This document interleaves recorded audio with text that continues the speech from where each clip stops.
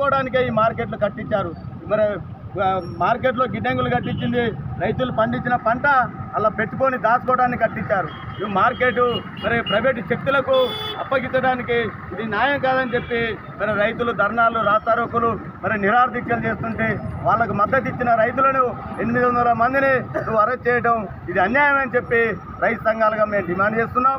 తక్షణమే బేర్చెత్తుగా వాళ్ళని విడుదల చేయాలి. లేని పక్షంలో రాబోయే రోజుల్లో మరి ఈ రైతు సంఘాలు ఉధృత చేస్తున్నాయి.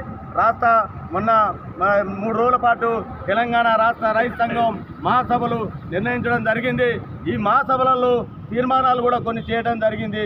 దాంట్లో భాగంగానే ఈ 800 మంది రైతులను కూడా బేర్చెత్తుగా విడుదల చేయాలని చెప్పి నిన్న తీర్మానం చేయడం జరిగింది.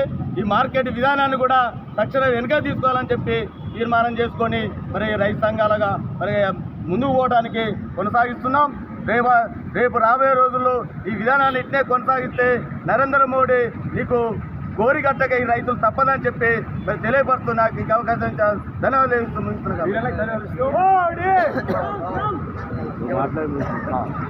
ఈరోజు వాస్తవంగా దేశవ్యాప్తంగా ఎస్కేఎం జాతీయ కిసాన్ మోర్చా ఏదైతుందో తెలంగాణ రాష్ట్ర కిసాన్ మోర్చా ఏదైతుందో 2 పిలుపులు ఇచ్చినాయి.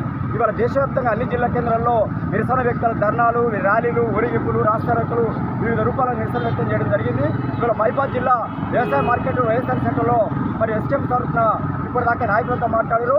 ప్రధానంగా నూతన వ్యవసాయ మార్కెట్ విధానం ఏదైతుందో అది తక్షణం రద్దు చేయాలని మొదటి డిమాండు.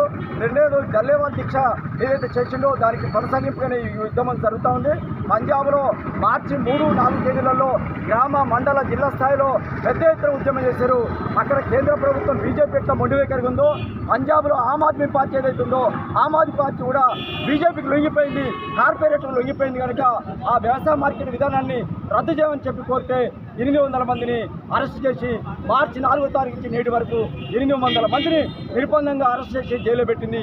వారిని బేషరతుగా విడుదల చేయాలని చెప్పి రెండోది రైతులకు ఇచ్చినటువంటి డిమాండ్ ఏదైతే ఉందో రాతపూర్వకంగా వాటిని తక్షణమే అమలు చేసి కనీస మద్దతు ధర చట్టం, రైతు రుణముక్తి చట్టం, 2022 సవరణ బిల్లు ఏదైతుందో ఈ 3 ప్రధాన డిమాండ్ని తక్షణ కేంద్రం చర్చించకపోతే ఈ ఉద్యమాన్ని దేశవ్యాప్తంగా మరి నిర్వహిస్తామని చెప్పి ఎస్కేఎం తరఫున డిమాండ్ చేస్తూ ఈ యొక్క కార్యక్రమంలో పాల్గొన్నటువంటి వివిధ సంఘాల నాయకులు ప్రజలందరూ కూడా ధన్యవాదాలు చేస్తూ ముగిస్తా ఉన్నాం. రైతాంగ పోరాటాలు